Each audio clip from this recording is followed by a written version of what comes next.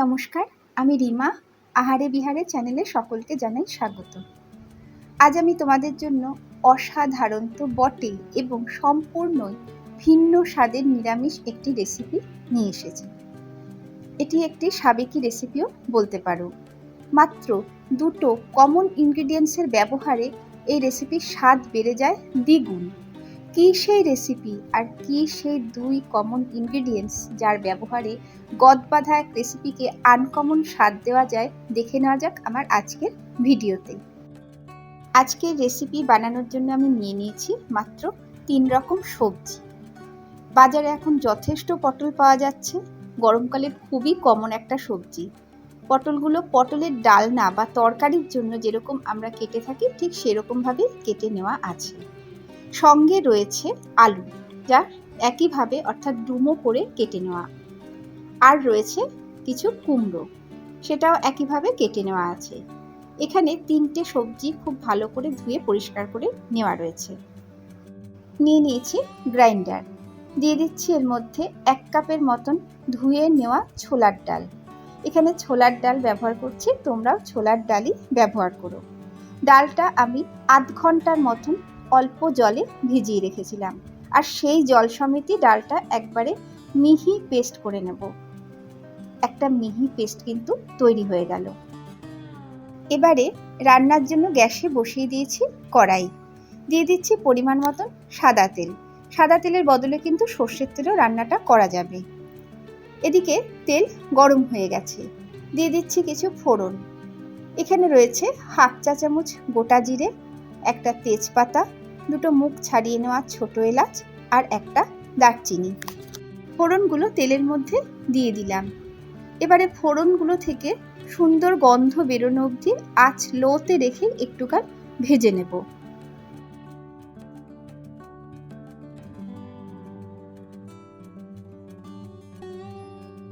ফোড়ন থেকে কিন্তু সুন্দর গন্ধ বেরোতে শুরু করেছে। দিয়ে দিচ্ছি পটল।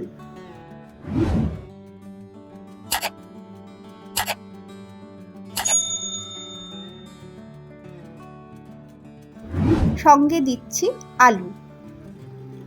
কুমড়ো এখনই দিলাম না, কারণ ভীষণ নরম সবজি, আগে দিলে গলে যাওয়ার চান্স থাকে।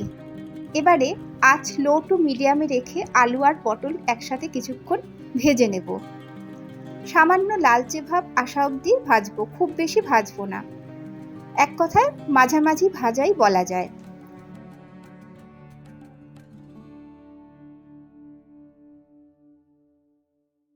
এদিকে আলু আর পটল ঠিকঠাক মতন ভাজা হয়ে গেছে। এবারে এর মধ্যে দিয়ে দিচ্ছি কুমড়ো।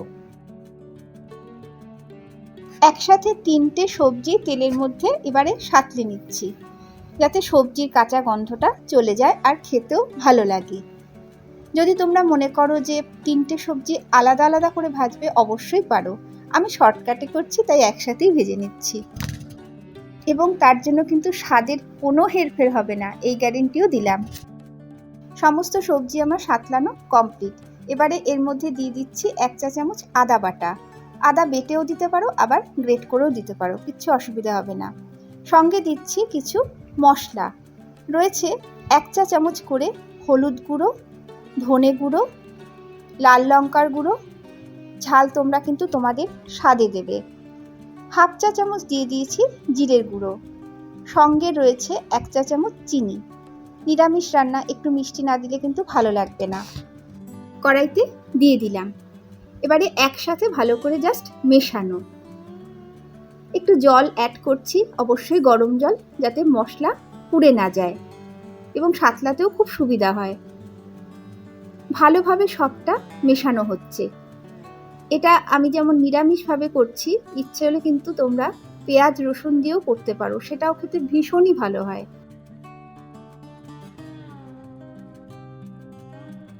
এবারে দেখো, যে ছোলার ডালটা শুরুর দিকে আমি বেটে নিয়েছি, সেই ডাল বাটা এবার এর মধ্যে দিয়ে দিচ্ছি। আবারও বলছি, এটা ছোলার ডাল দিয়ে একবার করে দেখো, স্বাদ তোমরা নিজেরাই টের পাবে। আর অবশ্যই ডাল বাটা দেওয়ার সময় কিন্তু আঁচ লোতে রাখতে হবে, না হলে কড়াইতে ডাল আটকাতে চাইবে। ডাল বাটা দিয়ে ভালোভাবে মেশানো হচ্ছে। দেখতেই পাচ্ছ সাথে সাথে কিন্তু টানতে শুরু করেছে, কাজেই খুন্তি থামানো চলবে না, আটকে যাবে কড়াইতে। আর যদি বোঝো যে কড়াইতে ডাল আটকাতে চাইছে, সামান্য একটু গরম জল অ্যাড করো, কোনো অসুবিধা হবে না তার জন্য।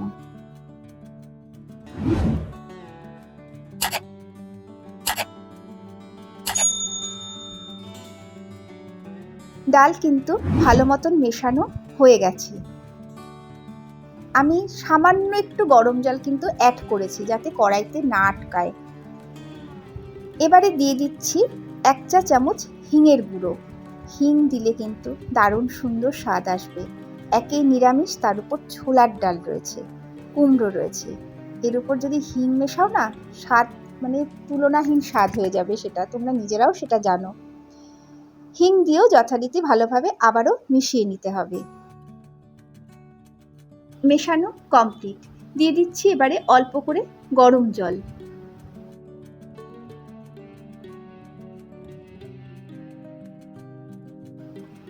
জল দিয়ে আরও একটুকাল নেড়েচেড়ে মিশিয়ে দিচ্ছি। মেশানো কমপ্লিট। দিয়ে দিচ্ছি কিছু সময়ের জন্য ঢাকনা। আলুটা এখানে শক্ত, কাজেই তাকে তো সেদ্ধ হতেই হবে। প্রায় 5-7 মিনিট বাদে আমি ঢাকনাটা খুলছি, আবারও একটু নেড়ে দিচ্ছি।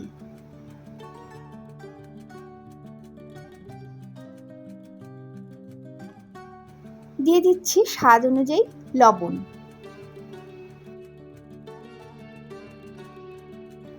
লবণ দিয়েও সবটা ভালো করে আবারও মিশিয়ে নিতে হবে।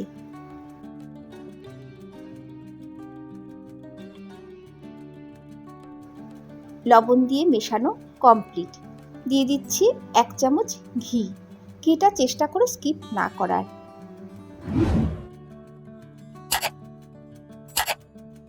সঙ্গে দিচ্ছি 1/2 চা চামচ গরম মশলার গুঁড়ো। এবারে সবটা ভালোভাবে আবারও মেশাতে হবে।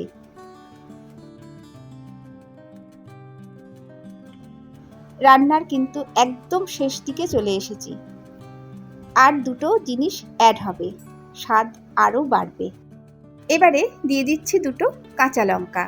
একটা ভেঙে দিলাম আর একটা গোটা দিলাম।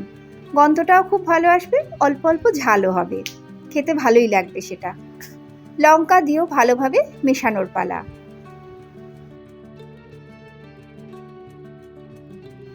শেষের দিকে দিয়ে দিচ্ছি অল্প করে নারকেল কোড়া। নারকেল কোড়া কিন্তু অপশনাল, দিতেও পারো নাও পারো, তবে দিলে কিন্তু খুব খুব খুব ভালো লাগবে। নারকেল কোড়া দিয়ে লাস্টবারের মতন ভালোভাবে নেড়ে মেশানোর পালা।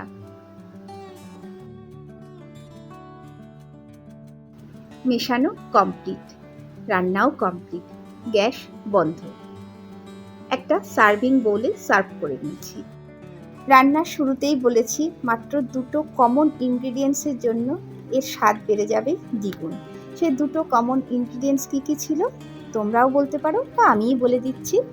ছোলার ডাল অর্থাৎ ছোলার ডাল বাটা, আর ছিল হচ্ছে নারকেল কোড়া। এগুলো কিন্তু সবার ঘরেই ইজি অ্যাভেলেবেল, কাজেই একবার এভাবে বানিয়ে দেখতে পারো। ভাত, রুটি, লুচি দিয়ে জাস্ট জমে যাবে। তাহলে বন্ধুরা, আমার আজকের রেসিপি তোমাদের কেমন লাগবে একটু জানিও। যদি ভালো লাগে শেয়ার করতে পারো। আজকের মতো ভিডিও তাহলে এখানেই শেষ করছি। সবাই ভীষণ ভালো থেকো। নমস্কার।